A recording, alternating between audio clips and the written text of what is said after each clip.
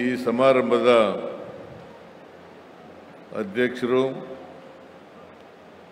ಪುತ್ತೂರು ವಿಧಾನಸಭಾ ಕ್ಷೇತ್ರದ ಜನಪ್ರಿಯ ಶಾಸಕರು ಆದಂಥ ಶ್ರೀ ಅಶೋಕ್ ಕುಮಾರ್ ರೈ ಅವರೇ,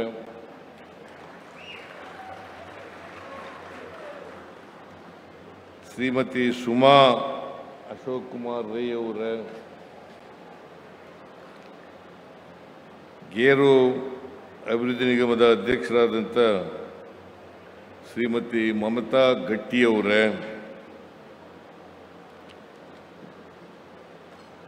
ಪರಿಸರ ಪ್ರವಾಸೋದ್ಯಮ ನಿಗಮದ ಅಧ್ಯಕ್ಷರಾದಂಥ ಶ್ರೀಮತಿ ಪಿಂಟೋ ಅವರೇ, ಸಾವಯವ ಕೃಷಿ ಅಭಿವೃದ್ಧಿ ನಿಗಮದ ಅಧ್ಯಕ್ಷರಾದಂಥ ಶ್ರೀಮತಿ ಲಾವಣ್ಯ ಅವರೇ, ಮಾಜಿ ಶಾಸಕರಾದಂಥ ಶಕುಂತಲಾ ಶೆಟ್ಟಿ ಅವರೇ,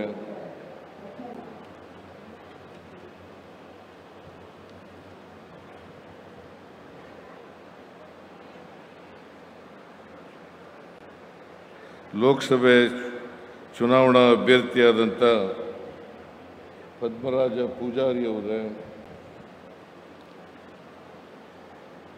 ಪಕ್ಷದ ಮುಖಂಡರು, ನಮ್ಮ ಅಭ್ಯರ್ಥಿಯಾಗಿದ್ದಂಥ ಶ್ರೀ ಇನಾಯತ್ ಆಲಿ ಅವರೇ, ಪಕ್ಷದ ಮುಖಂಡರಾದಂಥ ಉದಯ್ ಕುಮಾರ್ ಶೆಟ್ಟಿ ಅವರೇ, ಪಕ್ಷದ ಮುಖಂಡರಾದಂಥ ರಕ್ಷಿತಾ ಶಿವರಾಮ್ ಅವರೇ,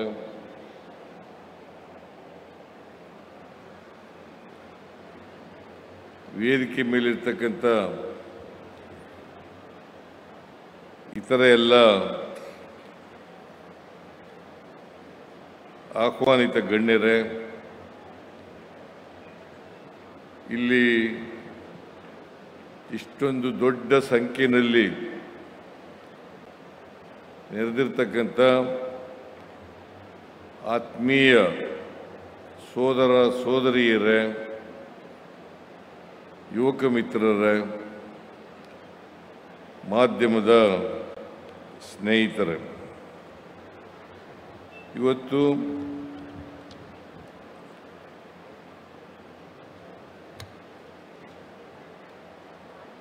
ಅಶೋಕ್ ರೈ ಅವರು ರೈ ಎಸ್ಟೇಟ್ಸ್ ಎಜುಕೇಷನಲ್ ಮತ್ತು ಚಾರಿಟಬಲ್ ಟ್ರಸ್ಟ್ ಅದರ ವತಿಯಿಂದ ಅಶೋಕ ಜನಮನ 2025 ಕಾರ್ಯಕ್ರಮವನ್ನು ಹಮ್ಮಿಕೊಂಡಿದ್ದಾರೆ. ನಾಳೆ ಇವತ್ತಿನಿಂದ ದೀಪಾವಳಿ ಹಬ್ಬ, ಇವತ್ತು ನಾಳೆ ನಾಳಿದ್ದು 3 ದಿನ ದೀಪಾವಳಿ ಹಬ್ಬ. ಈ ದೀಪಾವಳಿ ಹಬ್ಬದ ಪ್ರಯುಕ್ತ ಅಶೋಕ್ ರೈ ಅವರು ಮತ್ತು ಅವರ ಕುಟುಂಬ ವರ್ಗದವರು ಸುಂದರಪ್ಪ ವಸ್ತ್ರ ವಿತರಣಾ ಸಮಾರಂಭ ಕಾರ್ಯಕ್ರಮವನ್ನು ಹಮ್ಮಿಕೊಂಡಿದ್ದಾರೆ. ಈ ಕಾರ್ಯಕ್ರಮವನ್ನು ಅತ್ಯಂತ ಸಂತೋಷದಿಂದ ಉದ್ಘಾಟನೆ ಮಾಡಿದ್ದೇನೆ ಅಂತೇಳಿ ಘೋಷಣೆಯನ್ನು ಮಾಡ್ತಾ ಇದ್ದೇನೆ.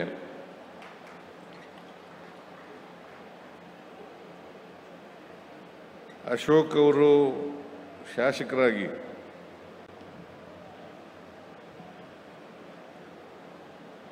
ಬಹಳ ಉತ್ತಮ ರೀತಿಯಾಗಿ ಕೆಲಸ ಮಾಡ್ತಾ ಇದ್ದಾರೆ.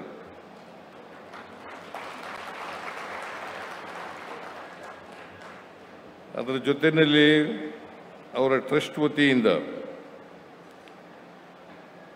ಪ್ರತಿ ವರ್ಷ ದೀಪಾವಳಿ ಸಂದರ್ಭದಲ್ಲಿ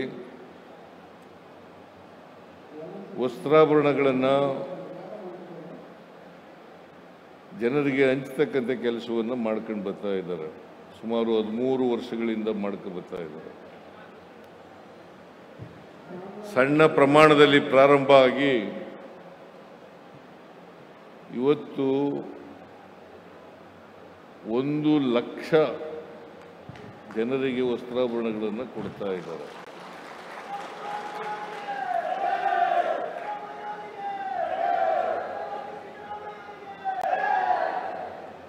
ಅವರು ಸಮಾಜದಲ್ಲಿ ಬೇರೆ ಶ್ರೀಮಂತ ವರ್ಗದ ಜನರಿಗೆ ಮಾರ್ಗದರ್ಶಿಗಳಾಗಲಿ ಅಂತೇಳಿ ಈ ಸಂದರ್ಭದಲ್ಲಿ ಅವರಿಗೆ ಅಭಿನಂದನೆಗಳನ್ನು ಹೇಳಲಿಕ್ಕೆ ಬಯಸ್ತಾ ಇದ್ದೇನೆ. ಬಹಳ ಒಳ್ಳೆಯ ಕೆಲಸ.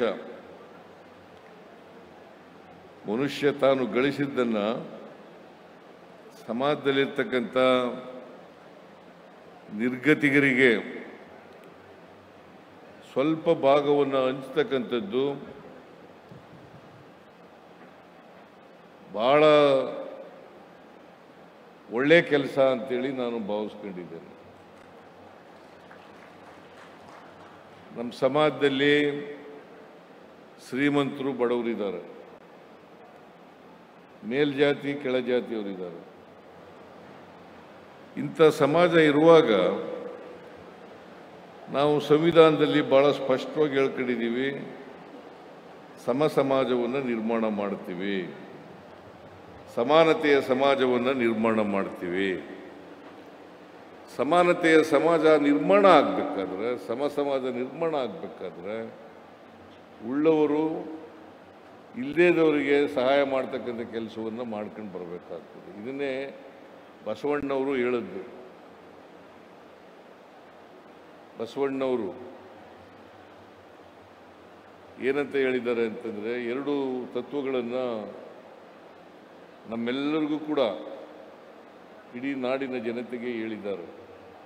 ಕಾಯಕ ದಾಸೋಹ, ಕಾಯಕ ದಾಸೋಹ. ಕಾಯಕ ಮಾಡುವಾಗ ಎಲ್ಲರೂ ಭಾಗವಹಿಸಬೇಕು, ಯಾರು ಕೂಡ ಕೂತ್ಕೊಂಡು ತಿನ್ನಬಾರ್ದು ಅಥವಾ ಇನ್ನೊಬ್ಬರು ಉತ್ಪಾದನೆ ಮಾಡಿದಂಥದ್ರಲ್ಲಿ ನಾವು ಅದನ್ನು ಅನುಭವಿಸಬಾರದು. ನಾವು ಉತ್ಪಾದನೆ ಮಾಡಬೇಕು, ಉತ್ಪಾದನೆ ಮಾಡಿದದನ್ನು ಎಲ್ರಿಗೂ ಹಂಚ್ಕೊಂಡು ತಿಂತಕ್ಕಂಥ ಕೆಲಸವನ್ನು ಮಾಡಬೇಕು. ಇದೇ ಇಂಗ್ಲೀಷ್ನಲ್ಲಿ ಬಸವಣ್ಣವ್ರು ಹೇಳಿದಂಥ ಕಾಯಕ ದಾಸೋಹ ಏನಪ್ಪ ಅಂತಂದರೆ production and distribution. Production and distribution.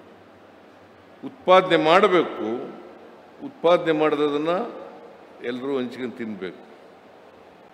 ಇದು ಬಸವಣ್ಣ 12ನೇ ಶತಮಾನದಲ್ಲಿ ಹೇಳಿದ್ರು. ಇದನ್ನು ಇವತ್ತು ಅಶೋಕ್ ರೈ ಅವರು ಶಾಸಕರಾಗಿ ತಮ್ಮ ಉದ್ಯಮದಲ್ಲಿ ಸಂಪಾದನೆ ಮಾಡೋದನ್ನು ಇನ್ನೊಬ್ರಿಗೂ ಕೂಡ ಕೊಡ್ತಕ್ಕಂಥ ಕೆಲಸ ಮಾಡ್ತಕ್ಕಂಥದ್ದು ಇದೆಯಲ್ಲ, ಅದು ಸಮಾಜಮುಖಿಯಾದಂಥ ಉತ್ತಮವಾದಂಥ ಕೆಲಸ ಅಂತಕ್ಕಂಥ ಮಾತುಗಳನ್ನು ಹೇಳಲಿಕ್ಕೆ ಬಯಸ್ತಾ ಇದ್ದೀನಿ. ನಿಮಗೆ ಇದನ್ನು ಮುಂದುವರಿಸ್ತಕ್ಕಂಥ ಶಕ್ತಿ ಕೊಡಲಿ ಅಂತೇಳಿ ದೇವರಲ್ಲಿ ಪ್ರಾರ್ಥನೆಯನ್ನು ಮಾಡ್ತೇನೆ. ಬೇರೆಯವರು ಕೂಡ ಇದನ್ನೇ ಅನುಸರಿಸಲಿ ಅಂತಕ್ಕಂಥ ಮಾತುಗಳನ್ನು ಕೂಡ ಹೇಳಲಿಕ್ಕೆ ಬಯಸ್ತಾ ಇದ್ದೀನಿ. ಸಮ ಸಮಾಜ ಸುಮ್ಮನೆ ನಿರ್ಮಾಣ ಆಗಲ್ಲ. ಸಮ ಸಮಾಜ ನಿರ್ಮಾಣ ಆಗಬೇಕಾದ್ರೆ ಅಸಮಾನತೆಯನ್ನು ಹೋಗಲಾಡಿಸಿದಾಗ ಮಾತ್ರ ಸಮ ಸಮಾಜ ನಿರ್ಮಾಣ ಆಗಲಿಕ್ಕೆ ಸಾಧ್ಯ ಆಗ್ತದೆ. ನಮ್ಮಲ್ಲಿ ಅಸಮಾನತೆ ಇದೆ, ಅಂದರೆ ತಾರತಮ್ಯ ಇದೆ. ಶ್ರೀಮಂತರಿದ್ದಾರೆ, ಬಡವರಿದ್ದಾರೆ. ಹೇಗೆ ಹೋಗೋದು ಬಡತನ? ಸಮ ಸಮಾಜ ಹೆಂಗೆ ನಿರ್ಮಾಣ ಆಗೋದು? ಇದನ್ನು ಪ್ರತಿಯೊಬ್ಬರು ಕೂಡ ಅರ್ಥ ಮಾಡ್ಕೋಬೇಕಾಗ್ತದೆ. ಅದಕ್ಕೆ ಬಾಬಾ ಸಾಹೇಬ್ ಅಂಬೇಡ್ಕರ್ ಅವರು ಸಂವಿಧಾನವನ್ನು ರಚನೆ ಮಾಡುವಾಗ ಒಂದು ಮಾತನ್ನು ಹೇಳಿದ್ದಾರೆ. ಎಲ್ಲಿವರೆಗೆ ನಾವು ಈ ಅಸಮಾನತೆಯನ್ನು ತೊಡೆದಾಕಲ್ಲ,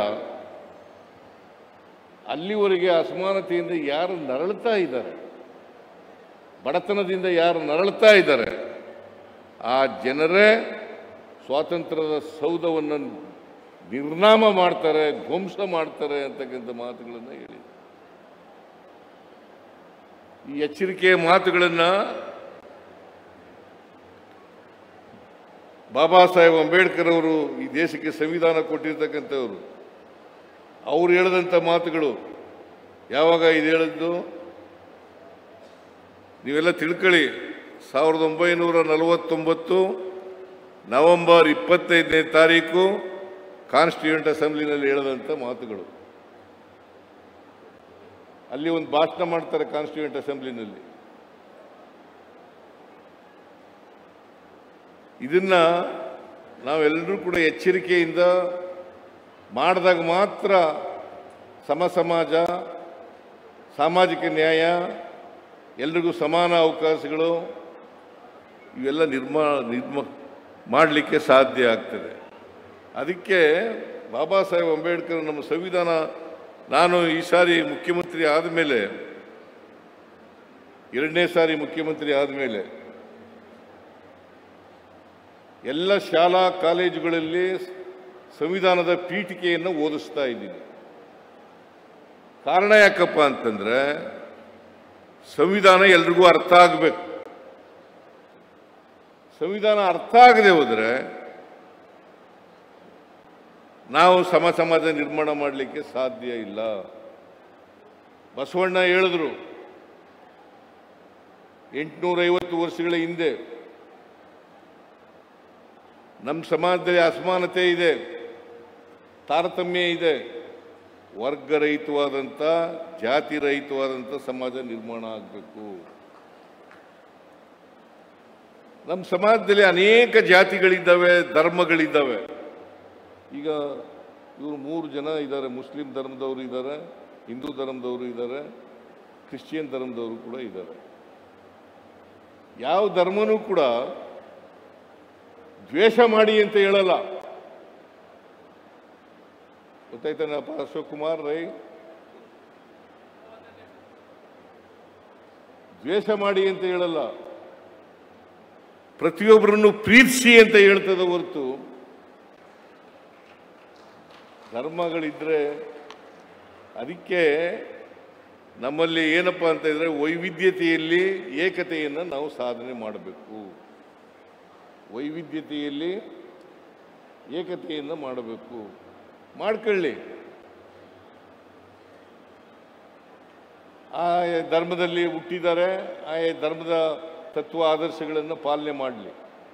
ಆದರೆ ಯಾವುದೇ ಧರ್ಮ, ಹಿಂದೂ ಧರ್ಮ ಆಗ್ಬೋದು, ಕ್ರಿಶ್ಚಿಯನ್ ಧರ್ಮ ಆಗ್ಬೋದು, ಬೌದ್ಧ ಧರ್ಮ ಆಗ್ಬೋದು. ಅದಕ್ಕೆ ನಾವು ಕುವೆಂಪು ಅವರು ಒಂದು ಮಾತನ್ನು ಹೇಳಿದ್ದಾರೆ, ಸರ್ವ ಜನಾಂಗದ ಶಾಂತಿಯ ತೋಟ.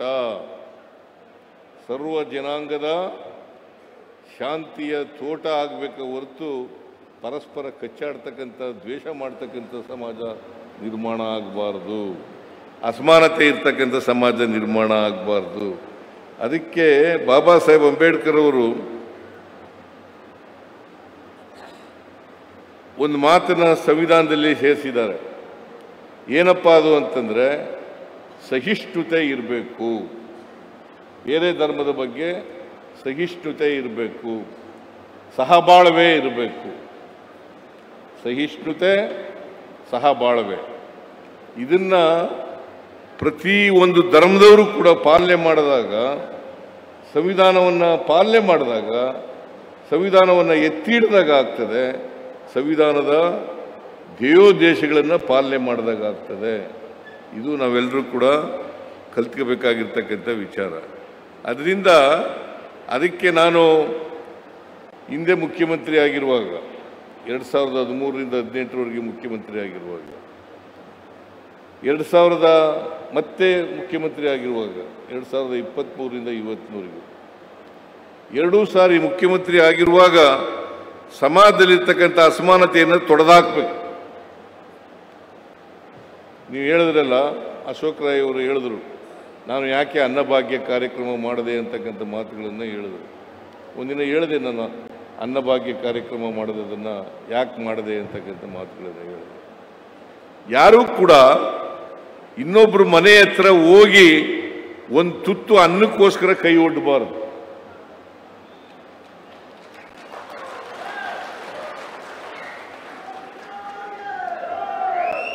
ಪ್ರತಿಯೊಬ್ಬರು ಕೂಡ ಅನ್ನ ತಿನ್ನಬೇಕು.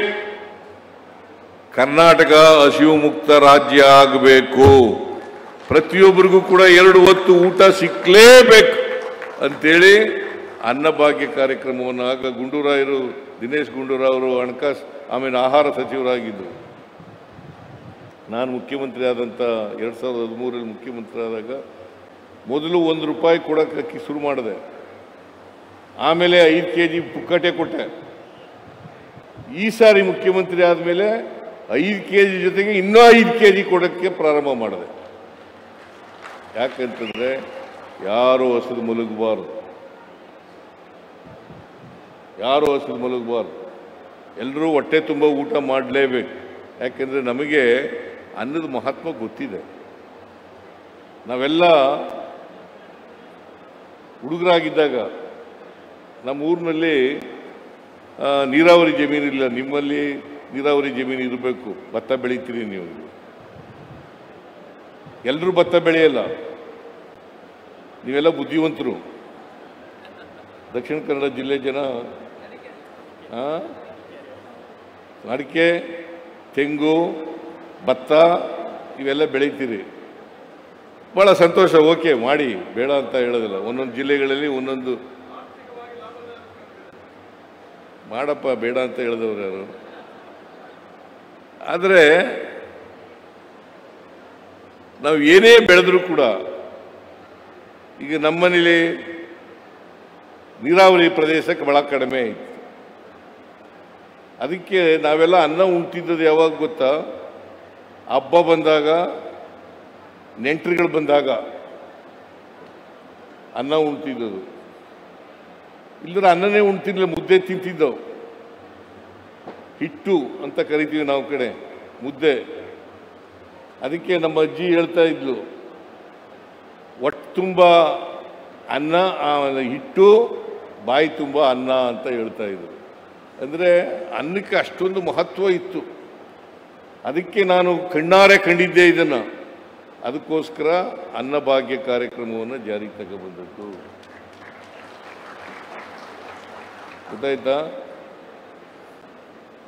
ಅದಕ್ಕೆ ಈ ಸಾರಿ ಮುಖ್ಯಮಂತ್ರಿ ಆದಮೇಲೆ 5 ಗ್ಯಾರಂಟಿ ಯೋಜನೆಗಳನ್ನು ಘೋಷಣೆ ಮಾಡಿದೆ. 5 ಗ್ಯಾರಂಟಿ ಯೋಜನೆಗಳನ್ನು ಘೋಷಣೆ ಮಾಡಿದೆ. ಒಂದು ಶಕ್ತಿ ಯೋಜನೆ, ಎಲ್ಲ ಹೆಣ್ಮಕ್ಳು ಕೂಡ ಫ್ರೀಯಾಗಿ ಬಸ್ನಲ್ಲಿ ತಿರುಗಾಡಬಹುದು. ಯಾರಾದ್ರೂ ದುಡ್ಡು ಕೊಡ್ತೀರಾ? ಈಗ ಇಲ್ಲಿ ಬಂದಿದ್ದೀರಲ್ಲ ಹೆಣ್ಮಕ್ಳು, ಯಾರಾದ್ರೂ ದುಡ್ಡು ಕೊಟ್ಬಿಟ್ಟು ಬಂದಿದ್ದೀರಾ ಬಸ್ನಲ್ಲಿ? ಇಲ್ಲ. ಶ್ರೀಮಂತರ ಮಕ್ಕಳು ಕೂಡ ಕಾರ್ ಇಟ್ಕೊಂಡಿದ್ರೆ ತಿರುಗಾಡಿ, ಬೇಡ ಅಂತ ಹೇಳಲ್ಲ ನಾನು. ಸ್ಕೂಟ್ರ್ ಇಟ್ಕೊಂಡಿದ್ರೆ ತಿರುಗಾಡಿ. ಯಾರಿಗೆ ಕಾರ್ ಇಲ್ಲ, ಯಾರಿಗೆ ಸ್ಕೂಟ್ರ್ ಇಲ್ಲ, ಅವರೆಲ್ಲರೂ ಕೂಡ ಫ್ರೀಯಾಗಿ, ಏನಮ್ಮ ಶಕುಂತಲಾ ಶೆಟ್ಟಿ,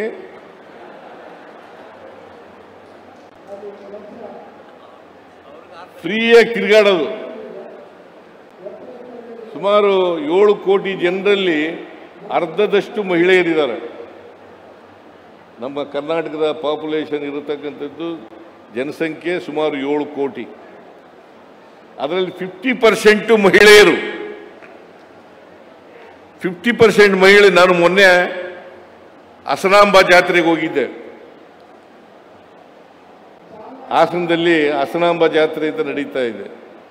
ಈ ಸಾರಿ ಇದ್ದಕ್ಕಿದ್ದಾಲೆ ಜಾಸ್ತಿ ಭಕ್ತರು ಬರಕ್ಕೆ ಶುರು ಮಾಡಿಬಿಟ್ಟಿದ್ದಾರೆ. ಯಾಕಂತಂದ್ರೆ ಆ ಬಂದ ಭಕ್ತರಲ್ಲಿ 70% ಮಹಿಳೆಯರು.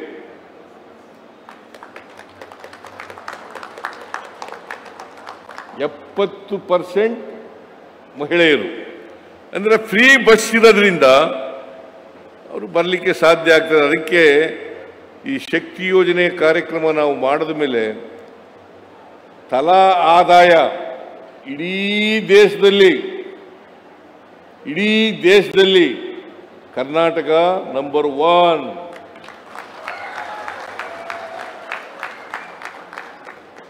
ಕರ್ನಾಟಕ ನಂಬರ್ 1. ಇದು ಸುಮ್ಮನೆ ಸಾಧ್ಯ ಆಗ್ತದ? ಕೆಲವರು ಟೀಕೆ ಮಾಡ್ತಾರೆ. 5 ಗ್ಯಾರಂಟಿ ಯೋಜನೆಗಳನ್ನು ಜಾರಿ ಕೊಟ್ಬಿಟ್ಟು ದುಡ್ಡಿಲ್ಲದೆ ಹೋದ್ರೆ ನಿಮಗೆ ಮೆಡಿಕಲ್ ಕಾಲೇಜ್ ಕೊಡೋಕ್ಕಾಯ್ತಿತ್ತ?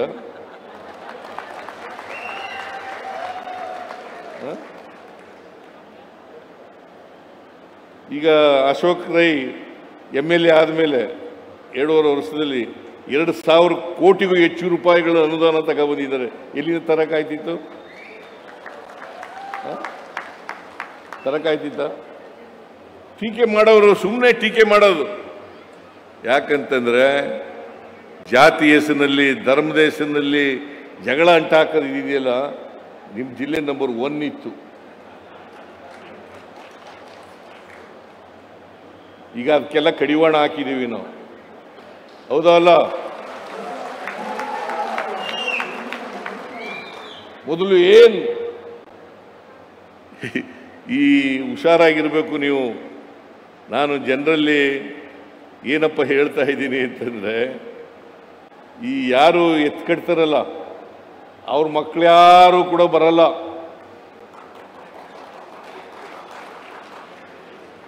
ಬೇರೆಯವರು ಹೊಡೆದಾಟ ಮಾಡೋರು ನೀವು ನೋಡಿದ್ದೀರಾ? ಮೇಲ್ಜಾತಿಯವ್ರ ಮಕ್ಕಳು, ಶ್ರೀಮಂತರ ಮಕ್ಕಳು ಜೈಲಿಗೆ ಹೋಗೋದು ನೋಡಿದ್ದೀರಾ? ಮರ್ಡರ್ ಆಗೋದು ನೋಡಿದ್ದೀರಾ? ಅಟೆಂಪ್ಟ್ ಟು ಮರ್ಡರ್ ಆಗೋದು ನೋಡಿದ್ದೀರಾ? ಎಲ್ಲ ಯಾರು ಅಂತಂದ್ರೆ ಅಮಾಯಕ ಜನರು ಪಾಪ. ಅದಕ್ಕೆ ಕಡಿವಾಣ ಹಾಕ್ಲಿಕ್ಕೋಸ್ಕರವಾಗಿ ನಾನು ಈ ಸಾರಿ ತೀರ್ಮಾನ ಮಾಡಿದೆ, ಯಾರ ಮಾತು ಕೇಳಲಿಲ್ಲ.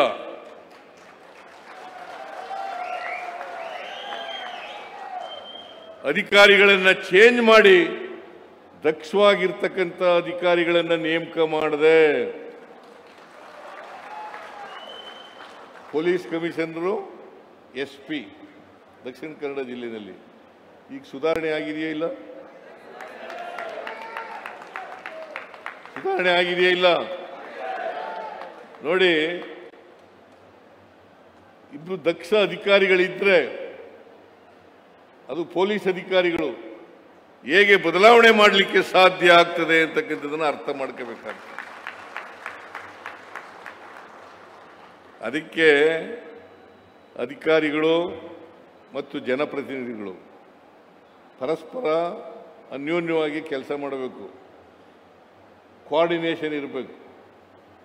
ನಾವು ಅಮಾಯಕ ಮಕ್ಕಳನ್ನ ಸಾಯಿಸ್ತಕ್ಕಂಥ ಕೆಲಸ ಮಾಡಕ್ಕೆ ಹೋಗಬಾರದು. ಬಡವ್ರ ಮಕ್ಕಳನ್ನ ಸಾಯಿಸ್ತಕ್ಕಂಥ ಕೆಲಸ ಮಾಡಕ್ಕೆ ಹೋಗಬಾರದು. ಬೇರೆ ಧರ್ಮದವರನ್ನ ದ್ವೇಷಿಸ್ತಕ್ಕಂಥ ಕೆಲಸ ಮಾಡಬಾರದು. ಎಲ್ಲರೂ ಮನುಷ್ಯರಲ್ವಾ? ಈಗ ನೋಡಿ, ನಿಮ್ಗೊಂದು ಮಾತು ಹೇಳ್ತೀನಿ. ನಾನು ಕಾಯಿಲೆ ಬರ್ತದೆ, ನನಗೆ ಆಪರೇಷನ್ ಮಾಡಿಸ್ಕೋಬೇಕು. ಆಪರೇಷನ್ ಮಾಡಿಸ್ಕೋಬೇಕಾದ್ರೆ ಬ್ಲಡ್ ಬೇಕು. ನಮ್ಮ ಜಾತಿ ಬ್ಲಡ್ಡೇ ಬೇಕು ಅಂತ ಕೇಳ್ತೀನ? ಅದು ಕ್ರಿಶ್ಚಿಯನ್ರ ಬ್ಲಡ್ ಆರ ಹೋಗ್ಬೋದು, ಹಿಂದೂಗಳ ಬ್ಲಡ್ ಆರ ಹೋಗ್ಬೋದು, ಮುಸಲ್ಮಾನರ ಬ್ಲಡ್ ಆರ ಹೋಗ್ಬೋದು, ಯಾರ ಬ್ಲಡ್ ಆರ ಹೋಗ್ಬೋದು ಅಲ್ಲ? ಯಾಕಂತಂದ್ರೆ ಬದುಕಕ್ಕೋಸ್ಕರ ಸ್ವಾರ್ಥ ಹೆಂಗಿದೆ ನಮ್ಮಲ್ಲಿ ಅಂತಂದ್ರೆ, ಬದುಕಕ್ಕೋಸ್ಕರ ಯಾರ ಬ್ಲಡ್ನಾರು ಕೊಡಪ್ಪ, ನನ್ನ ಜೀವ ಉಳಿಸು ಸಾಕು ಡಾಕ್ಟ್ರೇ ಅಂತ ಹೇಳ್ತೀವಿ ನಾವು, ಅಲ್ವಾ? ಹೌದಾ ಅಲ್ಲ? ಹೇಳಿ ಸ್ವಾಮೀಜಿ ಇದನ್ನೆಲ್ಲ.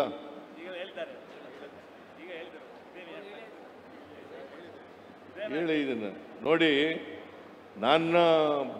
ನನ್ನ ಜಾತಿಯವನೇ, ನಮ್ಮ ವಂಶದವನೇ ಬ್ಲಡ್ ಆಗಬೇಕು ಅಂತ ಕೇಳ್ತೀನ? ಯಾರು ಬ್ಲಡ್ ಆರು ಸರ್?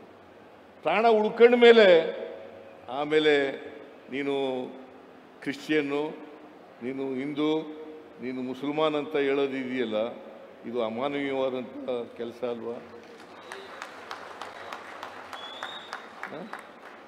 ಅಮಾನವೀಯವಾದಂಥ. ಅದಕ್ಕೆ ಪ್ರತಿಯೊಬ್ಬ ವ್ಯಕ್ತಿನೂ ಕೂಡ ಮನುಷ್ಯರಾಗಲಿಕ್ಕೆ ಪ್ರಯತ್ನ ಮಾಡಬೇಕು. ಬಹಳ ಜನ ಅನುಮಾನ ಇದೆ, ಮೆಡಿಕಲ್ ಕಾಲೇಜು ಈಗ ಅಶೋಕ್ ರೈ ಇದನ್ನೆಲ್ಲ ಕಳೆದ ವರ್ಷನೇ ಹಿಡಿದು ಬಿಟ್ಟಿದ್ದ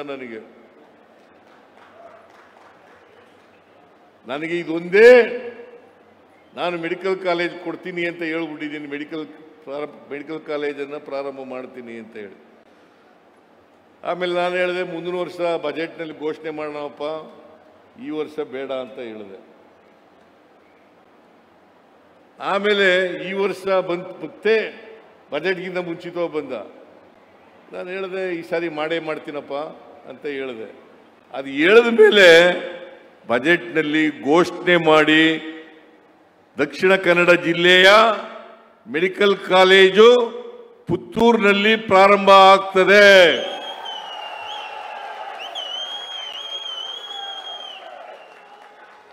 ಅದಕ್ಕೆ ಬೇಕಾದಂತ ಆಸ್ಪತ್ರೆನೂ ಕೂಡ ಮಾಡ್ತೀನಿ. ಯಾರಿಗೂ ಅನುಮಾನ ಬೇಡ.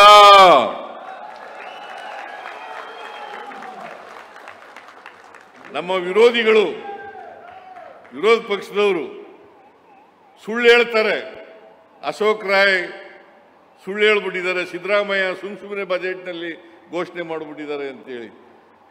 ನಮ್ಮ ಸರ್ಕಾರ ಏನು ಹೇಳ್ತೀವಿ ಅದನ್ನ ಮಾಡೇ ತೀರ್ತೀವಿ.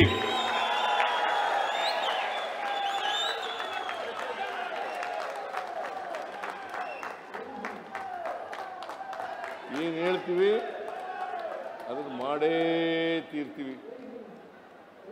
ನುಡಿದಂತೆ ನಡೆಯುವ ಸರ್ಕಾರ ಯಾವುದಾದ್ರೂ ಇದ್ರೆ ಅದು ಸಿದ್ದರಾಮಯ್ಯನ ಸರ್ಕಾರ, ಕಾಂಗ್ರೆಸ್ ಸರ್ಕಾರ ಅಂತಕ್ಕಂಥ ಮಾತುಗಳನ್ನು ಹೇಳಲಿಕ್ಕೆ ಬಯಸ್ತಾ ಇದ್ದೆ. ನುಡಿದಂತೆ ನಡೆದಿದೆ. ಈಗ 5 ಗ್ಯಾರಂಟಿ ಯೋಜನೆಗಳನ್ನ ಮಾಡಕ್ಕಾಗದೇ ಇಲ್ಲ ಅಂತ ನರೇಂದ್ರ ಮೋದಿಯವರೇ ಹೇಳಿದ್ರು.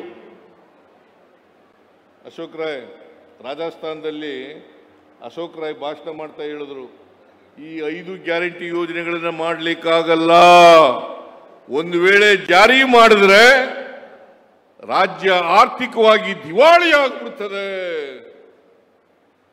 ಈಗ ನಾವು 1 ಲಕ್ಷ ಕೋಟಿ ರೂಪಾಯಿಗಳನ್ನು ಖರ್ಚು ಮಾಡಿದ್ದೀವಿ ಗ್ಯಾರಂಟಿ ಯೋಜನೆಗಳಿಗೆ. ಎಷ್ಟು? 1 ಲಕ್ಷ ಕೋಟಿ ರೂಪಾಯಿಗಳನ್ನು ಖರ್ಚು ಮಾಡಿದ್ದೀವಿ. ದಿವಾಳಿ ಆಗಿದೆಯಾ? ದಿವಾಳಿ ಆಗಿದೆಯೇನ್ರಿ? ಹೇಳಬೇಕು ನೀವೆಲ್ಲ.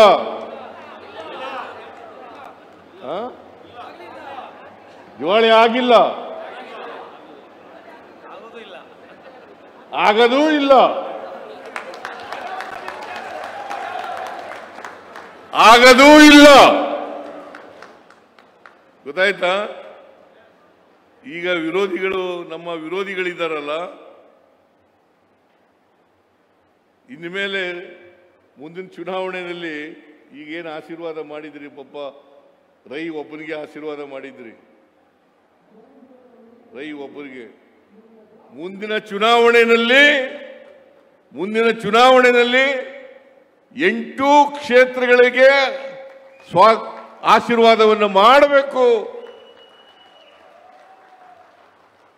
ನಮಗೆ ಕೇಳ ಹಕ್ಕಿದೆ, ಯಾಕಂದ್ರೆ ನುಡಿದಂತೆ ನಡೆದಿದ್ದೀವಿ,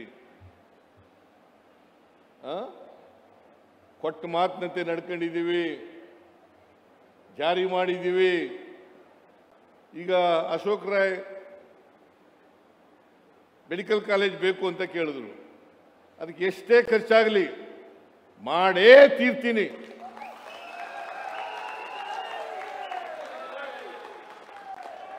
ಮಾಡೇ ತೀರ್ತೀನಿ. ಆಸ್ಪತ್ರೆನೂ ಮಾಡ್ತೀನಿ, ಮೆಡಿಕಲ್ ಕಾಲೇಜು ಕೂಡ ಮಾಡ್ತೇನೆ.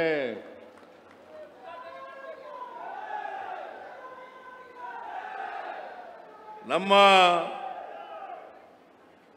ಬದ್ಧತೆ, ನಾವು ಕೊಟ್ಟಿರ್ತಕ್ಕಂಥ ಮಾತು, ಎಲ್ಲ ಜಿಲ್ಲೆಗಳಲ್ಲಿ ಒಂದು ಮೆಡಿಕಲ್ ಕಾಲೇಜ್ ಇರಬೇಕು, ಒಂದು ಸೂಪರ್ ಸ್ಪೆಷಾಲಿಟಿ ಆಸ್ಪತ್ರೆ ಇರಲೇಬೇಕು ಅಂತಕ್ಕಂಥದ್ದನ್ನು ಮಾಡಿದ್ದೇನೆ.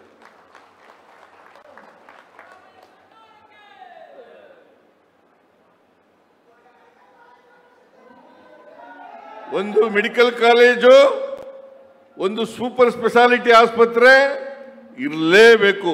ಇಲ್ಲಿವರೆಗೆ 22 ಜಿಲ್ಲೆಗಳಲ್ಲಿ ಮೆಡಿಕಲ್ ಕಾಲೇಜುಗಳು, ಆಸ್ಪತ್ರೆಗಳನ್ನು ಮಾಡಿದ್ದೇವೆ.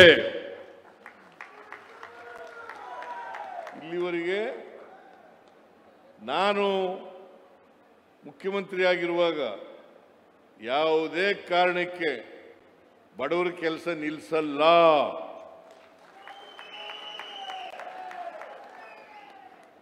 ಅನ್ನಭಾಗ್ಯ, ಶಕ್ತಿ ಯೋಜನೆ, ಗೃಹಲಕ್ಷ್ಮಿ, ಗೃಹ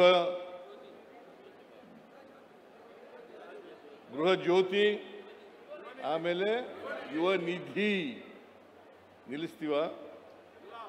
1 ಲಕ್ಷ ಕೋಟಿ ರೂಪಾಯಿಗಳನ್ನು 2.5 ವರ್ಷದಲ್ಲಿ ಖರ್ಚು ಮಾಡಿದ್ದೀವಿ. 1 ಲಕ್ಷ ಕೋಟಿ ನಿಲ್ಲಿಸಕ್ಕೆ ಹೋಗ್ತೀವ? ದಿವಾಳಿ ಆಗಿದೆಯಾ? ನಮ್ಮನ್ನು ಕಾಪಿ ಹೊಡೆದು ಬಿಟ್ಟಿದ್ದಾರೆ. ಈಗ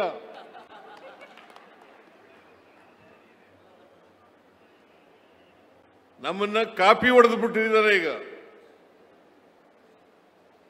ಜೊತೆಗೆ ಈಗ ಇತ್ತೀಚೆಗೆ ನಡೆದಂತ ಒಂದು ಬೆಳವಣಿಗೆಯನ್ನ ನಿಮ್ಮ ಜೊತೆ ಹಂಚಿಕೊಳ್ಳಲಿಕ್ಕೆ ಬಯಸ್ತಾ ಇದ್ದೇನೆ. GST, ಗೂಡ್ಸ್ ಮತ್ತೆ ಸರ್ವಿಸ್ ಟ್ಯಾಕ್ಸ್ ಅಂತ ಕರೀತಾರೆ. GST ಅಂದ್ರೆ ಗೂಡ್ಸ್ ಅಂಡ್ ಸರ್ವಿಸ್ ಟ್ಯಾಕ್ಸ್ ಅಂತ ಕರೀತಾರೆ. ಇದನ್ನ ಜಾರಿಗೆ ತಗೊಂಡ್ಬಂದವರು ಯಾರು? ಇದೇ ನರೇಂದ್ರ ಮೋದಿ 2017ರಲ್ಲಿ ಜಾರಿಗೆ ತಗೊಂಡ್ಬಂದವರು ಯಾರು? ಮೋದಿ ಸರ್ಕಾರ. 8 ವರ್ಷ ಆಯ್ತು ಇಲ್ಲಿಗೆ ಜಾರಿಗೆ ಬಂದು. 8 ವರ್ಷ ಎಲ್ಲ ಟ್ಯಾಕ್ಸ್ನೆಲ್ಲ ಹೊಡೆದ್ಬಿಟ್ಟು ಈಗ ದಿವಾಳಿ ಗಿಫ್ಟ್,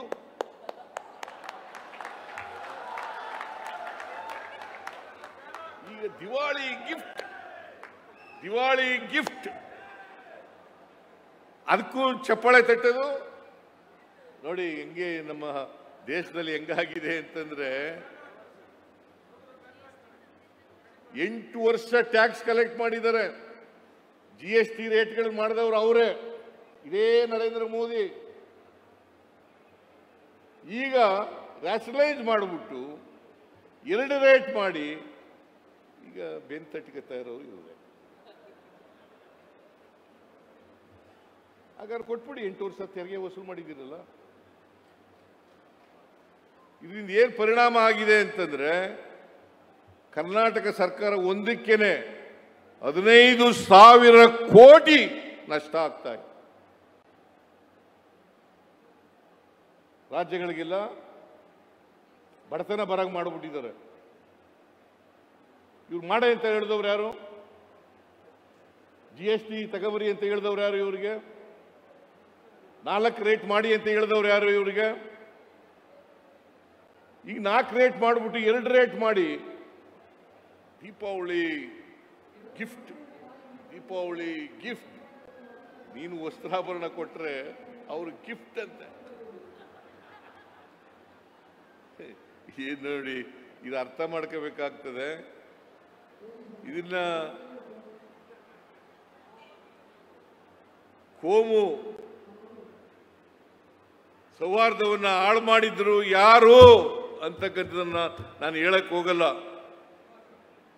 ಹಾಳು ಮಾಡಿದವರು ಯಾರು ಅನ್ನೋದನ್ನ ಅರ್ಥ ಮಾಡ್ಕೋಬೇಕಾಗುತ್ತೆ. ಕೋಮು ಸೌಹಾರ್ದತೆಯನ್ನ ಹಾಳು ಮಾಡಿದವರು ಯಾರು? ಈ ಕೋಮು ಸೌಹಾರ್ದತೆ ಇದ್ರೆ ಯಾವುದೇ ಜಿಲ್ಲೆ ಆಗ್ಬೋದು, ಯಾವುದೇ ರಾಜ್ಯ ಆಗ್ಬೋದು ಬೆಳವಣಿಗೆ ಆಗಲಿಕ್ಕೆ ಸಾಧ್ಯ, ಅಭಿವೃದ್ಧಿ ಆಗಲಿಕ್ಕೆ ಸಾಧ್ಯ. ಕೋಮು ಸೌಹಾರ್ದತೆ ಇದ್ರೆ ಆತಂಕದಲ್ಲಿ ಬದುಕಬೇಕಾಗುತ್ತೆ.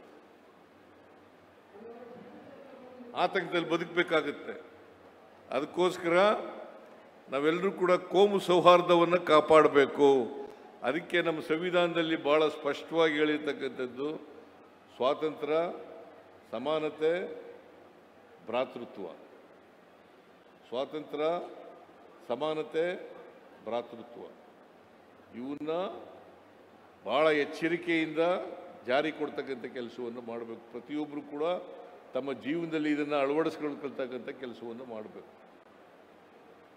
ಅದನ್ನು ದಕ್ಷಿಣ ಕನ್ನಡ ಜಿಲ್ಲೆಯಲ್ಲಿ ವಿಶೇಷವಾಗಿ ಎಲ್ಲರೂ ಕೂಡ ಗಮನ ಕೊಡಬೇಕು ಅಂತೇಳಿ ನಿಮ್ಮಲ್ಲಿ ಕೈ ಜೋಡಿಸಿ ಪ್ರಾರ್ಥನೆಯನ್ನು ಮಾಡ್ತೇನೆ. ಅವ್ರು ಏನೂ ಮಾಡಲ್ಲ. ಹಿಂದಿನ ಸರ್ಕಾರ ಏನಾದ್ರು ಮಾಡಿತ್ತಾ? ಏನು ಮಾಡಿಲ್ಲ. ಆದರೂ ಟೀಕೆ, ಸುಳ್ಳುಗಳು ಹೇಳೋದು. ಅದಕ್ಕೆ ನಾವು ಈ ಸಾರಿ ಮಿಸ್ಇನ್ಫಾರ್ಮೇಶನ್, ಸುಳ್ಳು ಹೇಳೋರ ಮೇಲೆ ಒಂದು ಕಾನೂನು ತರ್ತಾ ಇದ್ದೀವಿ ನಾವು. ಈಗ ಅವ್ರ ಮೇಲೆಲ್ಲ ಕೇಸ್ ಹಾಕ್ತೀವಿ. ಅಪಪ್ರಚಾರ ಮಾಡೋದು, ಸುಳ್ಳು ಮಾಹಿತಿಗಳನ್ನು ಕೊಡೋದು ಜನಗಳಿಗೆ, ಮತ್ತೆ ಈ ಥರ ಕೋಮು ಸೌಹಾರ್ದ ಹಾಳು ಮಾಡ್ತಕ್ಕಂಥವ್ರು, ಅಂಥವ್ರ ಮೇಲೆಲ್ಲ ಕಾನೂನು ತಗೊಬರ್ತಕ್ಕಂಥ ಪ್ರಯತ್ನವನ್ನು ನಾನು ಹೇಳಿದ್ದೀನಿ. ಈಗಾಗಲೇ ಎಚ್ ಕೆ ಪಾಟೀಲ್ರಿಗೆ ಕಾನೂನು ತರ್ರಿ ಅಂತ, ಪ್ರಿಯಾಂಕ್ ಖರ್ಗೆ ಮತ್ತು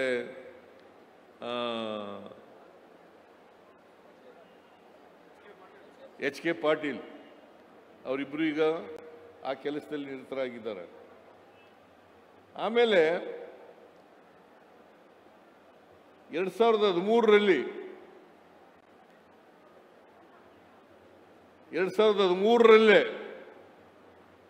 ಜಗದೀಶ್ ಶೆಟ್ಟರ್ ಮುಖ್ಯಮಂತ್ರಿ ಆಗಿರುವಾಗ ಎಜುಕೇಷನ್ ಡಿಪಾರ್ಟ್ಮೆಂಟ್ನಿಂದ ಯಾವುದೇ ಸಂಘಟನೆ ಸಾರ್ವಜನಿಕ ಅಥವಾ ಸರ್ಕಾರಿ ಜಾಗಗಳಲ್ಲಿ ಚಟುವಟಿಕೆಗಳನ್ನು ಮಾಡಿದ್ರೆ ಅದನ್ನು ನಿಷೇಧಿಸಬೇಕು ಅಂತೇಳಿ ಕಾನೂನು ಸುತ್ತೋಲೆ ಹೊರಡಿಸಿದ್ದಾರೆ. ಯಾರು ಹೊರಡಿಸಿರೋರು? Mister Jagadish Shettar. Then you was the chief minister of Karnataka. ನಾವು ಅದನ್ನೇ ಮಾಡಿದ್ದೀವಿ. ಯಾವುದೇ ಆರ್ಗನೈಸೇಷನ್, ಎನಿ ಆರ್ಗನೈಸೇಷನ್ ಸಾರ್ವಜನಿಕ ಜಾಗಗಳಲ್ಲಿ ಮಾಡಬಾರ್ದು. ಅದನ್ನು ಮಾಡಿದ್ರೆ ನಮಗೆ RSS ಬಲಿ ಹಾಕಿ ಕೊಟ್ಬಿಟ್ಟಿದ್ದಾರೆ, ಮಟ್ಟ ಹಾಕಿ ಕೊಟ್ಬಿಟ್ಟಿದ್ದಾರೆ. ಯಾರು ಏನು ಇದು ಅರ್ಥ ಆಗೋದಿಲ್ಲ. ಅವ್ರು ಮಾಡಿದ್ರೆ ಮಾಡ್ಬೋದು, ನಾವು ಮಾಡಿದ್ರೆ ಅದಕ್ಕೆ ಬಣ್ಣ ಕಟ್ಟೋದು, ಜಾತಿ ಬಣ್ಣ ಕಟ್ಟೋದು. ಇದನ್ನ ನೀವು ಅರ್ಥ ಮಾಡ್ಕೋಬೇಕು. ಅದಕ್ಕೋಸ್ಕರ ನಾನು ನಿಮ್ಮಲ್ಲಿ ಕೈ ಮುಗಿದು ಪ್ರಾರ್ಥನೆ ಏನಪ್ಪ ಮಾಡ್ತೇನೆ ಅಂತಂದ್ರೆ, ಇಂಥ ಸೂಕ್ಷ್ಮಗಳನ್ನು ನೀವು ಅರ್ಥ ಮಾಡ್ಕೊಳ್ತೀರಿ ಅಂತಕ್ಕಂಥ ಭಾವನೆ ನಂದು. ನಾನು ಹೆಚ್ಚು ಮಾತಾಡಕ್ಕೆ ಹೋಗಲ್ಲ, ಸಾಕು ಅಂತ ಅನಿಸುತ್ತೆ. ಇಷ್ಟು ಮಾತ್ರ ಹೇಳ್ತೀನಿ. ನನಗೆ ಈ ಕಾರ್ಯಕ್ರಮದಲ್ಲಿ ಭಾಗವಹಿಸಲೇಬೇಕು, ಇದು ಹಬ್ಬದ ದಿನ ಕಣೆಯ ಅಂತಂದ್ರೂ ಬಿಡಲಿಲ್ಲ ರೈ. ಇಲ್ಲ ನಾನು 1 ಲಕ್ಷ ಜನರಿಗೆ ವಸ್ತ್ರ ವಿತರಣೆ ಮಾಡ್ತಾ ಇದ್ದೀನಿ, ನೀವು ಬರಲೇಬೇಕು ಅಂತ ಹೇಳಿದ್ರು. ನಾನು ಹಬ್ಬನು ಬಿಟ್ಬಿಟ್ಟು ಬಂದಿದ್ದೀನಿ ಇವತ್ತು.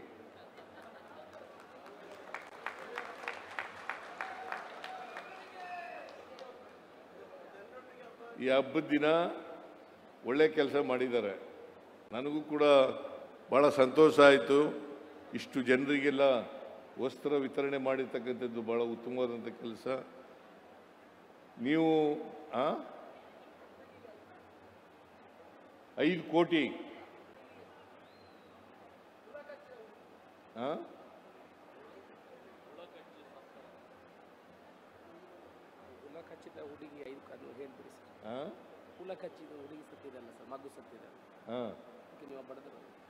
ಆಮೇಲೆ ಅಶೋಕ್ ರೈ ಒಂದು ಪತ್ರ ಕೊಟ್ಟರು. ಆ ಪತ್ರದಲ್ಲಿ ಏನು ಹೇಳಿದ್ರು ಅಂತಂದ್ರೆ,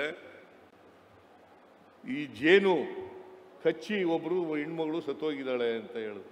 ಅದಕ್ಕೆ 5 ಲಕ್ಷ ರೂಪಾಯಿಗಳನ್ನು ಕೊಡುತ್ತೇನೆ.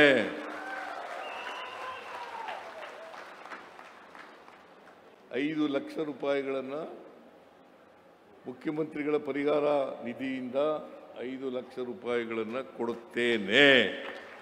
ನಾ ಈಗಾಗಲೇ ಆದೇಶ ಮಾಡಿದ್ದೀನಿ, ಸ್ವಲ್ಪ ದಿನದಲ್ಲೇ ಬರ್ತದೆ, ದುಡ್ಡು ಬರ್ತದೆ. ಅದರಿಂದ ಅಶೋಕ್ ಕುಮಾರ್ ರೈ ಬೇರೆಯವರಿಗೆ ಮಾದರಿಯಾಗಲಿ. ನಿಮಗೆ ಶಕ್ತಿ ಇಲ್ಲದೆ ಮಾಡಕ್ಕೆ ಹೋಗಬೇಡಿ. ಯಾರ್ಯಾರಿಗೆ ಶಕ್ತಿ ಇದೆ ಅದನ್ನು ಬಡವರಿಗೆ ಕೊಡ್ತಕ್ಕಂಥ ಕೆಲಸವನ್ನು ಸ್ವಲ್ಪ ನಿಮ್ಮ ಸಂಪಾದನೆಯಲ್ಲಿ ಸ್ವಲ್ಪ ಭಾಗನಾದರೂ ಕೂಡ ಕೊಡ್ತಕ್ಕಂಥ ಕೆಲಸವನ್ನು ಮಾಡಲಿ ಅಂತಕ್ಕಂಥ ಮಾತುಗಳನ್ನು ಹೇಳಿ ಅಶೋಕ್ ರೈ ಮತ್ತು ಅವರ ಕುಟುಂಬ ವರ್ಗದವರಿಗೆ ಆಯುಷು ಆರೋಗ್ಯ ಇನ್ನೊಂದಷ್ಟು ಐಶ್ವರ್ಯ ಕೊಡಲಿ ಅಂತೇಳಿ ಆಶಿಸಿ ನನ್ನ ಮಾತುಗಳನ್ನು ಮುಗಿಸ್ತೇನೆ. ಜೈ ಹಿಂದ್, ಜೈ ಕರ್ನಾಟಕ, ಜೈ ಸಂವಿಧಾನ್. ಅತ್ತೆ, ಇದು ನನ್ನ ಬರ್ಡೇ ಗಿಫ್ಟ್. ಇದೆಲ್ಲ ಜೀವನದಲ್ಲಿ ನನಗೋಸ್ಕರ ತಗೊಂಡ್ಬಂದಿದ್ದಾರೆ. ನಿನ್ ಮೇಲೆ ತುಂಬಾ ಚೆನ್ನಾಗಿ ಕಾಣುತ್ತೆ. ಇದು ತುಂಬಾ ಚೆನ್ನಾಗಿದೆ ಅಲ್ವಾ? ತುಂಬಾ ಚೆನ್ನಾಗಿದೆ.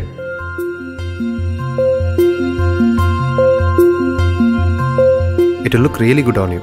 Amma? Huh? Mother is always son's first love.